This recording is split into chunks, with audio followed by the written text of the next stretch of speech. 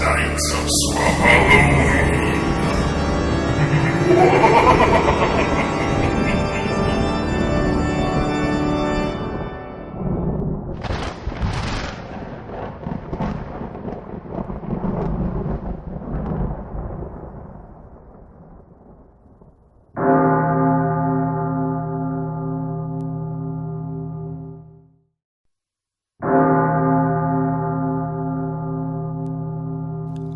So, I figured I'd start Swholloween off right this year by giving you what you came here for.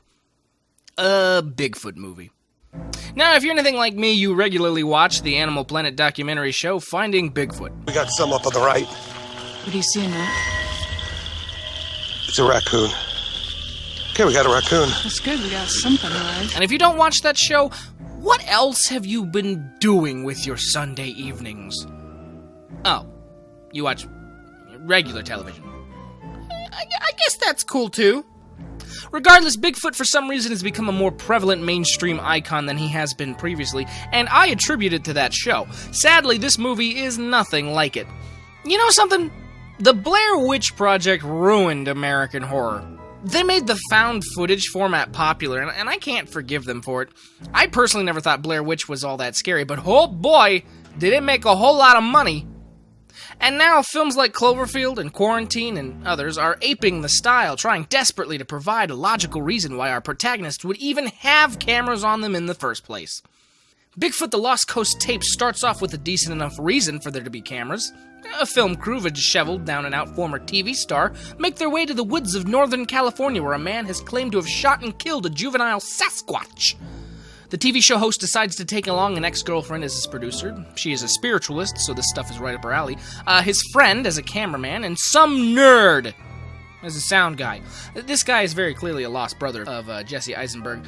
They make their way to the old guy's place, and lo and behold, some freaky shit starts to go down. Though this wouldn't be a horror movie if it didn't. Here's the major flaws of this film, and really any film in the found footage genre. Anytime something spooky starts going down, the camera is jerked around and everything is hardly lit, and most of the action is just lost to the viewer. I know this is considered more realistic and all, but really, honestly, I don't find this the least bit appealing when watching a movie. I suppose you can argue that it buffs up the immersion process because it makes you feel like you're watching something happening to real people, but really, the only time that it works is if you feel any attachment to the people on screen. It's hard to put yourself in their shoes, let alone behind their camera. There is some shoddy exposition and character development at the beginning of the film, but because this is a modern horror movie where filmmakers think that if shit doesn't pick up quick, we'll just turn off the movie, so they shove all the things we need to know about the soon-to-be-dead heroes right in the first 5 minutes. Last year, I talked about Insidious being too slow. Well, this movie is a case of being too fast. You've got to find that middle ground that creates lasting effects for the audience without boring them quickly to tears. At the end of the film, spoilers! It turns out that the things chasing them the whole time weren't even Bigfoots. Well, they were... I'm not actually sure. It's implied that they're creatures, I guess, but it could also seem as though they're ghosts, as there's times when the creatures pull a guy through a window without even touching him. It implies that they could be aliens, as everywhere they go, they emit a giant white light. Or, as some on the internet have speculated, they're Wendigos, aka a Native American folklore human cannibals who, by eating human flesh, have become possessed as an evil cannibalistic spirit monster. Also, it might just be a person. Because right there, in this shot, we see this bloody hand quickly wipe itself onto Mark Zuckerberg's face. The more I look at the shot, the more I think it's not supposed to be there. I mean, they're splattering blood all over his face and stuff, right? It's an off-screen effect shot. But then this normal-ass human hand just shows up. I think it's one of the key grips or production assistants helping to get the blood all over his face, and he thought, my hand won't be in the shot, and then for some reason they couldn't do another take, so they just left it in there. that makes so much sense.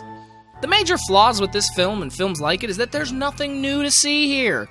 Most of the time the monster is put in the shadows, so all he does is make noises and rustle bushes and shit. You could replace him with any other monster and it'd be the same fucking movie. Here's a shot from Blair Witch. Here's a shot from Bigfoot. Could you tell which was which? No. No, you couldn't, because it's just jerky cameras. So then why do these movies keep being made? Or for that matter, why the fuck does this movie get a sequel? Who saw this movie enough to warrant a sequel?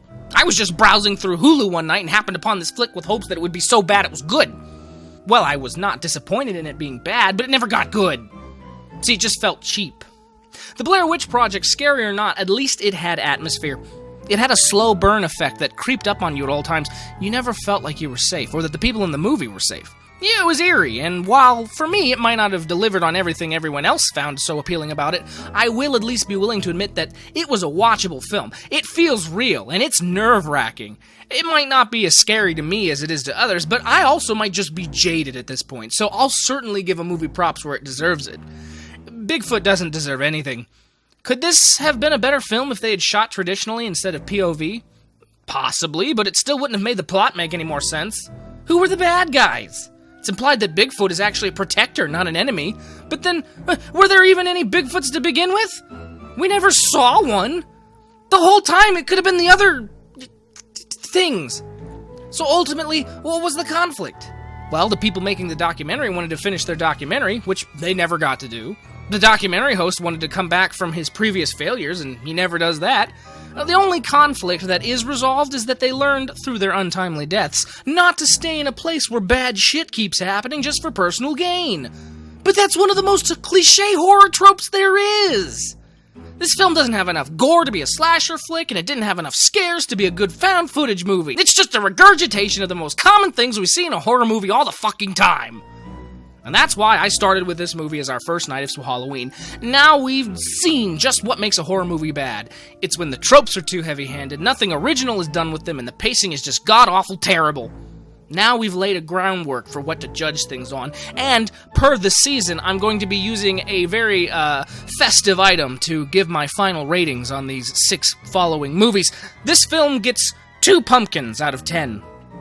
And so with that, the 6 nights of Swholloween continue. Stay tuned for tomorrow night's spooky edition. It's gonna be scary. So scary I peed myself.